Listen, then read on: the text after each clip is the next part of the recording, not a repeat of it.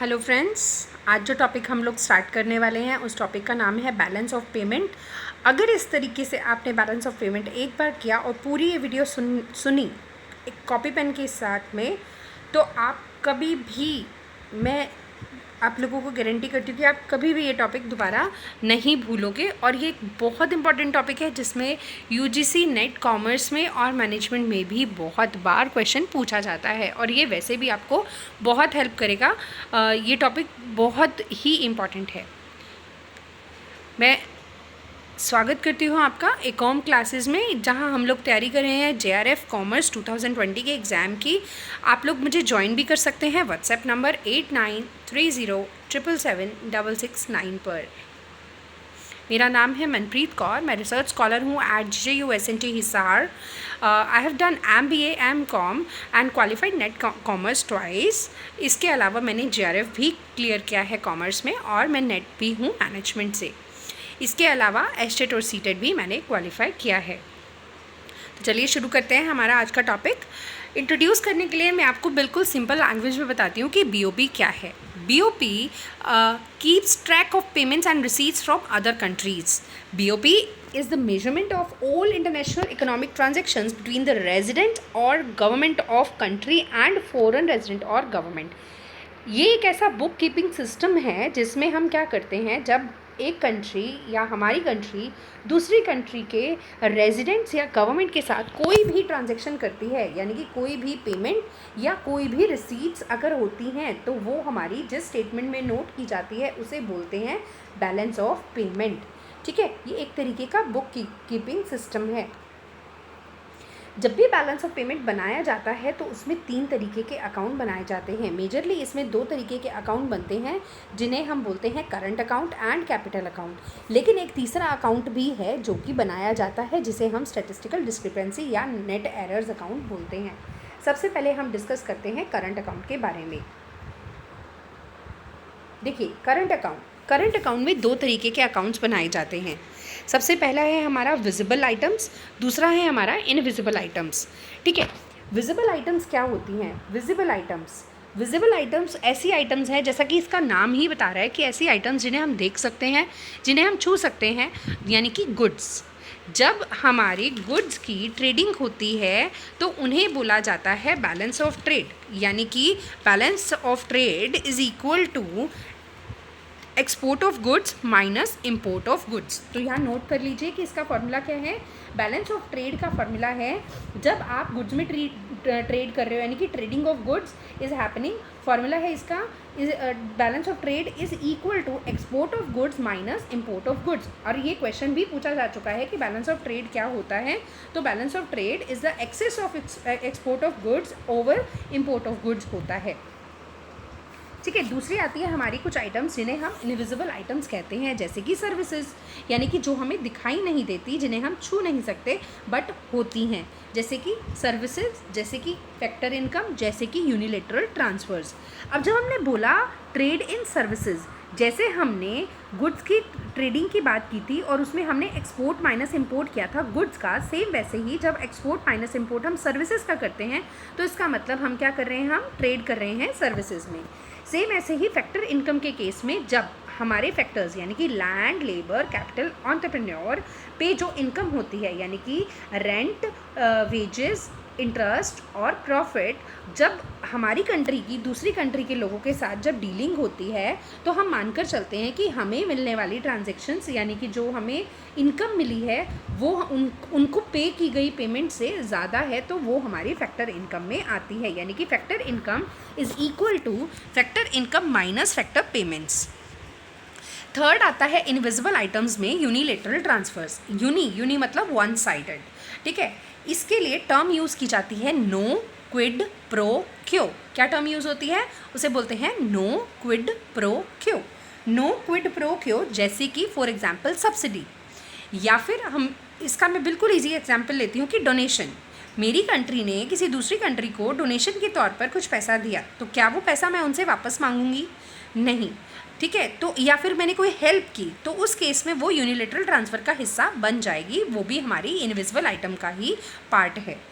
जब मैं इन तीनों को इंक्लूड करती हूँ, यानी कि मैंने trade in services, factor income और यूनिलेटरल ट्रांसफर्स को ऐड किया, तो मेरे पास जो फॉर्मूला जो मेरे पास टर्म बनती है वो बनती है बैलेंस ऑफ इनविजिबल्स। जैसे हमने इसमें टर्म यूज़ करी बैलेंस ऑफ ट्रेड, सेम वैसे ही इसमें टर्म यूज़ होती है बैलेंस ऑफ इनविजिबल। ठीक है, तो ये था हमारा करंट अकाउंट यानी कि balance of payment. Balance of payment एक ऐसा अकाउंट है जिसके अंदर जो है हमारी दूसरी कंट्री के साथ जितनी भी पेमेंट एंड रिसीट्स की ट्रांजैक्शंस होती हैं उन्हें नोट किया जाता है। इससे तीन तरीके के अकाउंट्स बनाए जाते हैं: current account, capital account, statistical discrepancy account. Current account आगे दो तरीके का होता है, visible and invisible account. Visible account वो जो दिखाई देते हैं, यानी कि जिसमें ट्रेडिंग इन गुड्स होती है। गुड्स की ट्रेडिंग के केस में बैलेंस ऑफ ट्रेड बनता है। Balance of trade is equal to export of goods minus import of goods, जबकि इनविजिबल्स के केस में सर्विसेज, फैक्टर इनकम और यूनिलेटरल ट्रांसफर्स को इंक्लूड किया जाता है। जब हम सर्विसेज, फैक्टर इनकम और यूनिलेटरल ट्रांसफर्स को ऐड करते हैं तो हमारे पास जो बैलेंस आता है उसे बोलते हैं बैलेंस ऑफ इनविजिबल्स। ठीक है, मेरे हिसाब से आपको बिल्कुल अच्छे से समझ आ गया होगा। ओके, तो चलिए आगे डिस्कस करते हैं, वो है हमारा कैपिटल अकाउंट।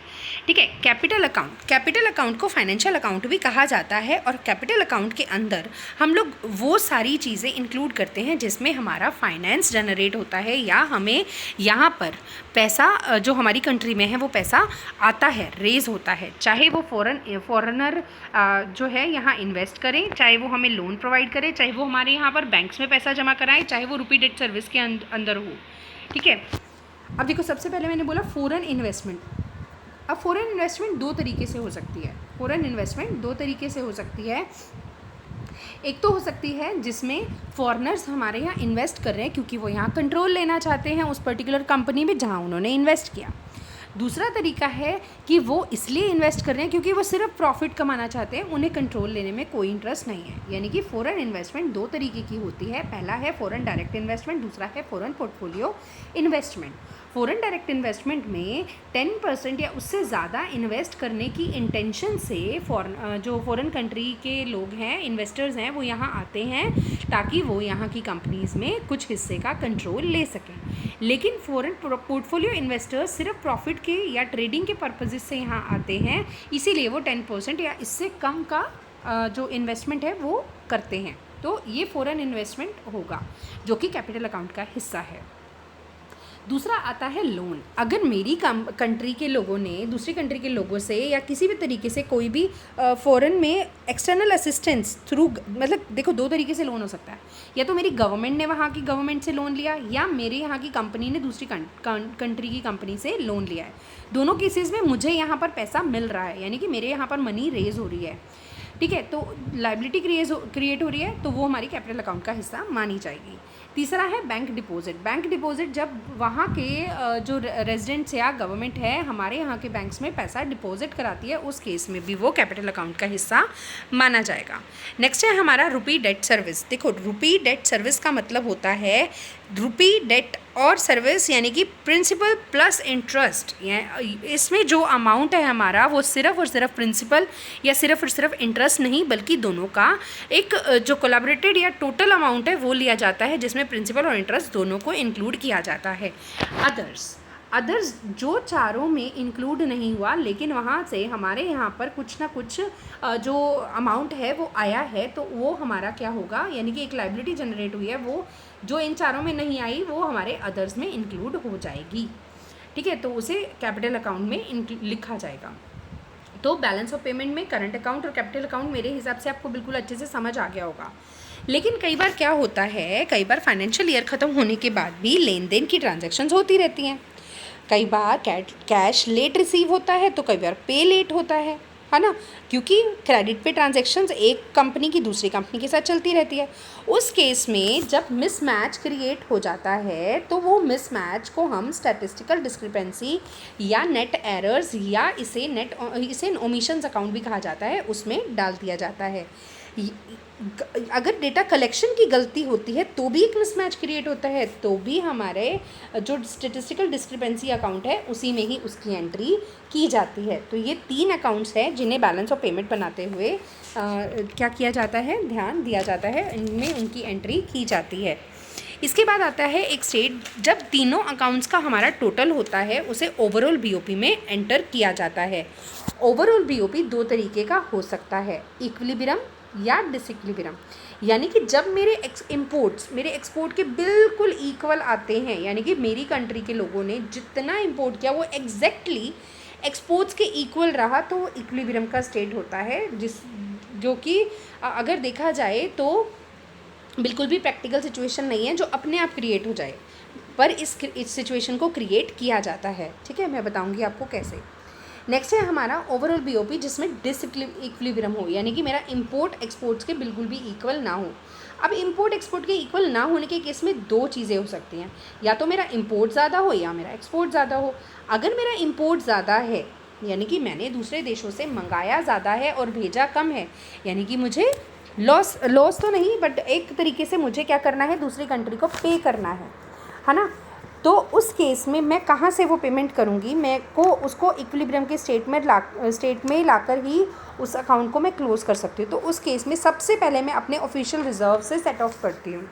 ठीक है, अगर उसके बाद भी कुछ अमाउंट है जो कि नलीफाई करने से रह गया है तो मैं उसके लिए सबसे लास्ट में आईएमएफ से मदद मांगती हूँ, लोन लेती हूँ कि मेरा बीओपी नेगेटिव है, प्लीज़ मुझे उसको पॉजिटिव करके नलीफाई करने में हेल्प करें। तो उसके लिए मैं कहाँ जाती हूँ, I take loan from IMF.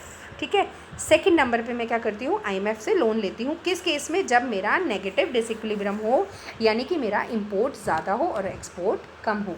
ठीक है, अब यही अगर मैं बोलूँ कि मेरा एक्सपोर्ट ज़्यादा है और इंपोर्ट कम है, यानी कि मेरा पॉजिटिव डिसइक्विलिब्रियम है, ऐसे केस में जब मेरा पॉजिटिव डिसइक्विलिब्रियम होगा तो मैं क्या करूँगी, मेरे पास एक्स्ट्रा जो मनी जनरेट हुई है यानी कि जो मेरा प्रॉफिट है उससे मैं सबसे पहले पेमेंट करूँगी आईएमएफ की। इसकी पेमेंट करूँगी मैं सबसे पहले, अगर मैंने कोई लोन लिया है आईएमएफ से तो मैं सबसे पहले पेमेंट करूँगी आईएमएफ की।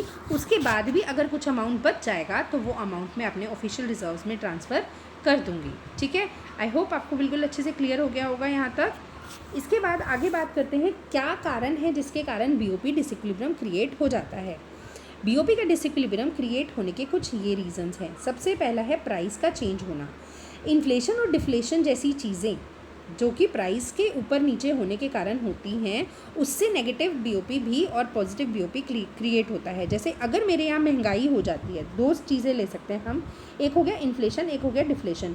इन्फ्लेशन के केस में दूसरी कंट्री के लोग यहाँ से माल कम लेने में इंटरेस्ट दिखाएंगे क्योंकि जो चीज़ें उन्हें पहले सस्ती मिल रही थी अब वो उन्हें महंगी मिलेगी, तो नेगेटिव बीओपी क्रिएट होगा। क्यों? क्योंकि एक्सपोर्ट तो कम होगा और इम्पोर्ट ज़्यादा होगा। लेकिन डिफ्लेशन के केस में क्या होता है, पॉजिटिव बीओपी होता है। क्यों? क्योंकि एक्सपोर्ट ज़्यादा होता है और इंपोर्ट कम। डिफ्लेशन के केस में दूसरी कंट्री के लोग हैं जो वो हमारे यहाँ पर जो इन्वेस्टमेंट है वो मतलब या जो माल ख़रीदने में, जो माल उनको पहले महंगा मिल रहा था अब सस्ता मिल रहा है, तो ज़्यादा ख़रीदते हैं, जिसके कारण एक्सपोर्ट ज़्यादा होता है और इंपोर्ट कम। इसके अलावा कुछ नेचुरल कॉजेज़ या इकोनॉमिक फ्लक्चुएशंस, पॉलिटिकल कॉजेज़ या सोशल फैक्टर्स भी नेगेटिव बीओपी या बीओपी डिसइक्विलिब्रियम में बहुत बड़ा रीज़न क्रिएट कर देते हैं। इसके बाद आता है different kinds of BOP disequilibrium. अगर हम बीओपी डिसइक्विलिब्रियम की बात करें तो 4 तरीके का डिसइक्विलिब्रियम हो सकता है बीओपी का। सबसे पहला है बिजनेस साइकिल्स या साइक्लिकल डिसइक्विलिब्रियम, जिसे जो ये टर्म है ये दी थी लॉरेंस डब्ल्यू टॉल ने, TOWEL, लॉरेंस डब्ल्यू टॉवेल। उनका कहना था कि डिप्रेशन और बूम के केस में अलग अलग तरीके से डिसइक्विलिब्रियम होता है। अगर वर्ल्ड इकोनॉमी डिप्रेशन की स्टेज में है, अगर वर्ल्ड ट्रेड में डिप्रेशन है तो क्या होगा, जो ट्रेड है कंट्रीज़ के बीच वो श्रिंक हो जाएगा। लेकिन अगर बूम है तो कंट्रीज़ अपने यहाँ ज़्यादा से ज़्यादा इंपोर्ट करेंगी। दूसरा है सेक्युलर डिसइक्विलिब्रियम। जब लॉन्ग टर्म ऑफ जो एक डिसइक्विलिब्रियम है वो परसिस्ट कर जाए तो उसे सेक्युलर, और अगर टेम्परेरी या शॉर्ट टर्म होगा तो अगर बीओपी क्या कर जाए, परसिस्ट कर जाए, तो उसे टेम्पोरल डिसइक्विलिब्रियम क्या कहते हैं। देखो मैंने क्या बोला, लॉन्ग टर्म डिसइक्विलिब्रियम अगर परसिस्ट कर जाता है तो उसे सेक्युलर, लेकिन अगर शॉर्ट टर्म डिसइक्विलिब्रियम परसिस्ट करता है तो उसे टेम्पोरल डिसइक्विलिब्रियम कहते हैं। और अगर पूरी इकोनॉमी में स्ट्रक्चरल चेंजेस हो जाएं उसके कारण अगर डिसइक्विलिब्रियम क्रिएट हो तो उसे स्ट्रक्चरल डिसइक्विलिब्रियम कहा जाता है। ठीक है, आगे है हमारा, अब ये जो नेगेटिव बीओपी क्रिएट हुआ, यानी कि डेफिसिट जो क्रिएट हुआ है या डिसइक्विलिब्रियम जो क्रिएट हुआ है, उस डिसइक्विलिब्रियम को ख़त्म करने के लिए हम क्या मेजर्स अपना सकते हैं। तो हमारे पास दो तरीके के मेजर्स हैं, टैरिफ, डायरेक्ट मेजर्स और इनडायरेक्ट मेजर्स, जिसमें टैरिफ और नॉन टैरिफ बैरियर्स हमारे सिलेबस में एक अलग से टॉपिक भी है। ठीक है, तो वो भी यहाँ आपका कवर हो जाएगा बीओपी में ही।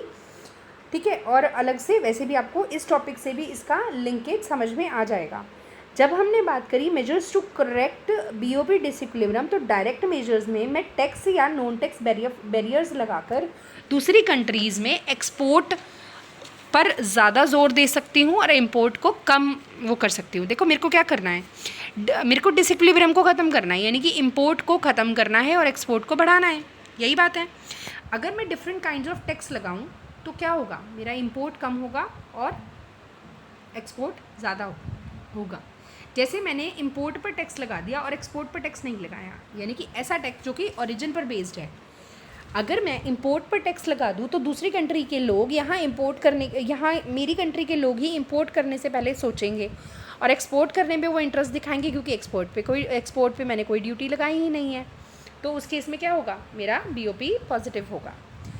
बेसिस ऑफ क्वालिफिकेशन के केस में अगर मैं special duty, ad valorem duty या कंबाइंड ड्यूटी भी इम्पोज कर सकती हूँ। स्पेशल ड्यूटी का मतलब है मैंने यूनिट्स के ऊपर ड्यूटी लगा दी कि आप 15,000 यूनिट से ज़्यादा अगर आप माल मंगवाते हो तो आपको टैक्स देना पड़ेगा। तो क्या हो गया, मैंने एक लिमिट कर दी, यानी कि यहाँ मैंने स्पेसिफिक ड्यूटी इम्पोज कर दी। लेकिन अगर मैं बोलूँ वैल्यू के ऊपर ड्यूटी, यानी कि आप 15 लाख का माल मंगवाओ, उस पर आपके ऊपर कोई चार्ज नहीं है, लेकिन 15 लाख से ऊपर का अगर आप इंपोर्ट करते हो तो आपको टैक्स पे करना पड़ेगा। तो वो वैल्यू के ऊपर जो ड्यूटी है वो मेरी एड वैलोरम ड्यूटी होगी।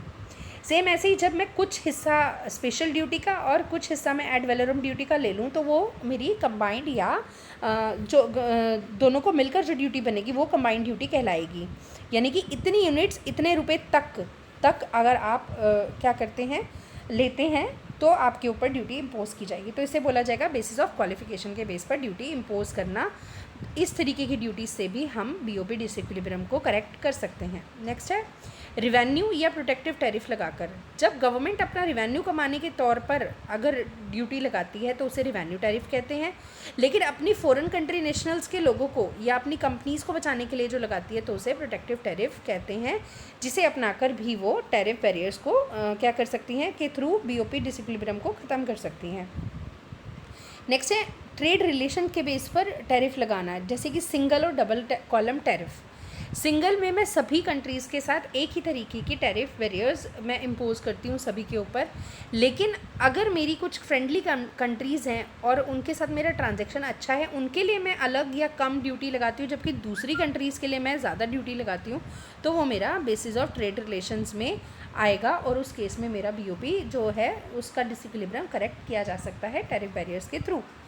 नॉन टैरिफ बैरियर्स में मैं टैक्स इम्पोज नहीं करती, बट मैं कुछ ऐसी रिस्ट्रिक्शंस लगा देती हूँ जिसके कारण मैं इंपोर्ट को रोकने की कोशिश करती हूँ या कम करने की कोशिश करती हूँ। जैसे कोटा फिक्स कर देना कि इससे ज़्यादा माल नहीं आएगा, प्रोडक्ट के ऊपर स्टैंडर्ड्स लगा देना कि इको फ्रेंडली होना चाहिए या हमारे यहाँ के एनवायरनमेंट के हिसाब से होना चाहिए, या जैसे बीफ हमारे यहाँ नहीं चलता, तो ऐसी चीज़ें लगाने पर भी मैं क्या कर सकती हूँ, नॉन टैरिफ बैरियर्स इम्पोज करके भी मैं बीओपी डिसइक्विलिब्रियम को ठीक कर सकती हूँ। ठीक है, या प्रोडक्ट लेबलिंग है, डोमेस्टिक कंटेंट रिक्वायरमेंट है। जैसे प्रोडक्ट लेबलिंग में मैंने बोला कि इंग्रेडिएंट्स मेंशन होना, उसके ऊपर इंग्लिश में पैकेजिंग होना, या अदर चीज़ें जो मैंने वेट के हिसाब से वेट लिखना उसके ऊपर, ये सारी चीज़ें अगर मैं कर रही हूँ, लेबल हिंदी में नहीं इंग्लिश में होना चाहिए, या फिर ऐसी कुछ भी चीज़ें जो लेबल के स्टैंडर्ड्स फिक्स करवा रही है या लेबल के रिगार्डिंग मैंने करी है, तो प्रोडक्ट लेबलिंग के थ्रू भी मैं क्या कर रही हूँ, नॉन टैरिफ बैरियर क्रिएट करने की कोशिश कर रही हूँ और अपने बीओपी डिसइक्विलिब्रियम को क्रिएट या करेक्ट करने की कोशिश कर रही हूँ। इनडायरेक्ट मेजर्स में हम इनकम रिलेटेड या प्राइस रिलेटेड मेजर्स के थ्रू भी बीओपी डिसइक्विलिब्रियम को ठीक कर सकते हैं। जैसे मॉनेटरी और फिस्कल पॉलिसी के थ्रू हम इंपोर्ट के लिए जो मनी अवेलेबल है मार्केट में उसे कॉन्ट्रैक्ट कर सकते हैं, उसे निकाल सकते हैं, जिससे क्या होगा, इंपोर्ट कम होगा, लोगों के हाथों में पैसा कम होगा तो इंपोर्ट कम होगा और एक्सपोर्ट ज़्यादा होगा। जबकि प्राइस रिलेटेड मेजर्स में मैं डेप्रिसिएशन और डिवैल्यूएशन के थ्रू ऐसा कर सकती हूँ, यानी कि अपने यहाँ की मनी की वैल्यू डेप्रिशिएट या डिवैल्यूएट कर दूँ तो उस केस में क्या होगा, जो लोग फ़ॉरेन से पहले यहाँ सामान लेने आ रहे थे उन्हें महंगा पड़ रहा था, वो अब उन्हें सस्ता पड़ रहा है, तो वो यहाँ पर माल लेने में इंटरेस्ट दिखाएंगे, जिससे क्या होगा, एक्सपोर्ट बढ़ेगा और इंपोर्ट कम होगा। तो इन तरीक़ों से मैं बीओपी के डिसइक्विलिब्रियम को करेक्ट कर सकती हूँ। आई होप आपको मैंने बिल्कुल इजी लैंग्वेज में बीओपी समझाने की कोशिश की है, आप लोगों को अच्छे से समझ आया होगा। अगर ना आया हो तो सिर्फ एक बार और अगर आप ध्यान से कॉपी पेन के साथ इस वीडियो को सुनेंगे तो आपको बिल्कुल अच्छे से समझ आ जाएगा बीओपी वाला टॉपिक, जो कि बहुत इंपॉर्टेंट है पेपर के पॉइंट ऑफ व्यू से। फिर भी आपको कोई क्वेरी रहती है तो प्लीज़ मुझे कमेंट बॉक्स में ज़रूर बताएं, और आपको ये टॉपिक कैसा लगा उसके बारे में भी प्लीज़ मुझे ज़रूर कमेंट करके बताएं। Thank you so much.